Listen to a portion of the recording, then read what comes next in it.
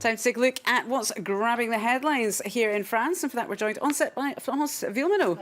Morning to you. Lots of focus today on the visit of Hassan Rouhani. It's his first official visit to France and kicks off today. That's right. Iran is really the new kid on the block that everyone wants to be friends with. Let's take a look at the front page of L'Opinion today, talking about how Iran is a popular new friend to court. Now, that cartoon you can see there shows our President François Hollande shaking hands with Hassan Rouhani, so a warm meeting. But if you take a closer look at what they're saying, Hollande says, "Let me warn you, human rights activists are hanging on every word that we're saying."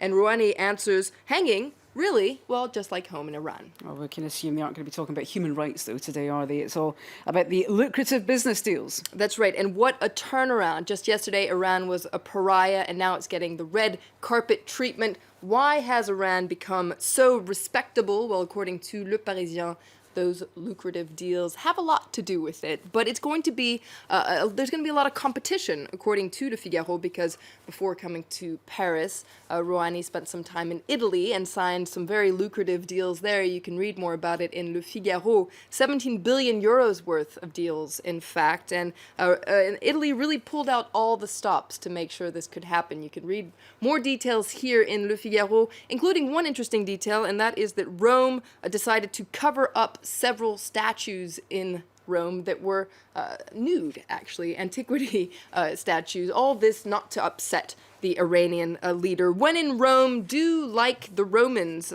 except, of course, when the Iranian president is visiting, according to Le Figaro. Well, of course, Hassan Rouhani is being depicted as a moderate figure compared to some of the hardliners, rather, within the Islamic Republic. That's right. And you just saw that portrait there of Hassan Rouhani in Le Figaro today. A very interesting look at the Iranian leader, focusing on the fact that he's really helped improve Iran's reputation abroad. Do keep in mind he followed in the footsteps of Mahmoud Ahmadinejad, who wasn't very popular. Can we say that, of course? Now, according to Le Figaro, ever since he was elected in 2013, Rouhani has been working really hard to get this nuclear deal and to lift the sanctions that have been asphyxiating the Iranian economy. And he says this was a necessary first step before Iran can loosen the very tight grip that the hardliners have on Iranian society.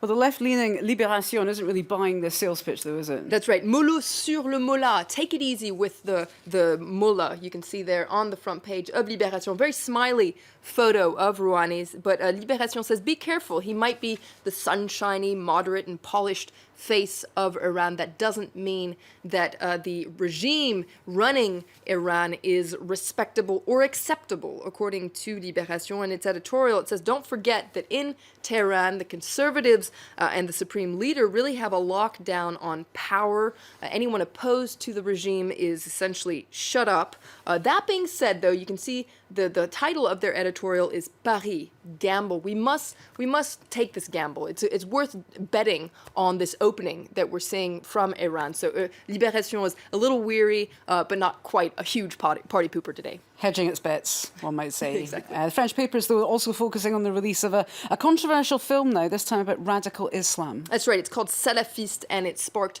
quite a scandal. You can read more about it in Le Figaro. Now, a commission that's in charge with delivering film ratings has recommended that the film be banned, essentially, for anyone younger than 18 years old, because essentially it's very violent. Now, the filmmakers have come out with a less violent version and are asking for a new rating. The Minister of Culture, Fleur Pellerin, is going to decide today. The filmmakers, though, themselves insist that it's important to see these things, even if they are upsetting. But Le Figaro is disagreeing with that angle. That's right. In its editorial, Le Figaro really lashes out against this film and saying that these kind of violent images that we see, well, that you can see in the film, we see way too many of them all the time. This is propaganda. It's flirting at times with a justification of terrorism, according to Le Figaro. It's revolting. You can see that's the title of their editorial today. Obscene and completely unacceptable. It's only going to attract more candidates to jihad. So Le Figaro is very much against this film, salafiste, but it's really what all the papers are talking about, whether or not we should look at this kind of violent imagery. It's part of the ongoing, never-ending debate, one might say. Let's see if we can end on a positive note now, Flo, about space. That's right. Le Figaro once again interviews a man named Thomas Pesquet. You can see a photo of him here. 37 years old. He's about to become the 10th astronaut in French history. And he's going on a mission to the International Space Station in December, lucky guy. And the Le Figaro interviews him. What are the qualities required of an astronaut these days? Well, you can see that quote there. These days, astronauts don't need to be warriors or superheroes or people with big egos. They need to be team players who know how to be patient and communicate. They need to get along with others. At times, they need to be leaders. At times, they need to be followers. This all sounds like what's required of us here at France 24. I think we are astronauts of the morning hours. Well, I'll tell you, there are times when I wish they would send me up into space. It would certainly help us out with those early starts. I bet he wasn't asked like how he does his hair, though. There was that scandal, wasn't there, with the Russian astronauts, the female astronauts. I didn't know that one. Who they were asked, they asked the male colleagues what qualities required, and the female astronauts asked how they do their hair. Still, lots of interesting stories coming out of the International Space Station. Thanks very much for that.